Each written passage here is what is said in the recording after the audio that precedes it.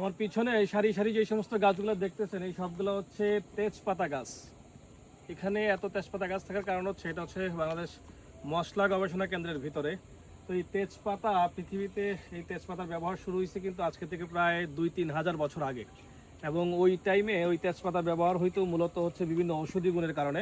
কারণ তেজপাতা মানুষের হজম শক্তি বাড়াতে সাহায্য করে এবং সেই সাথে গ্যাস্ট্রিক আলসার বা রক্তের যে বিপি সেটা নিয়ন্ত্রণ করতেও কিন্তু সাহায্য করে। পরবর্তীতে আজকে থেকে প্রায় 1-1.5 হাজার বছর আগে মূলত ইন্ডিয়ানরা বা পারস্যের লোকজন তেজপাতাকে বিভিন্ন ধরনের সুগন্ধি স্বরূপ ব্যবহার করার জন্য শুরু করে, বিশেষ করে বিরিয়ানিতে বা আদার্স যে সমস্ত বিভিন্ন খাবার আছে সেগুলোতে ব্যবহার করা শুরু করে, কারণ তেজপাতার মধ্যে একটা ভালো সুঘ্রাণ থাকার কারণে।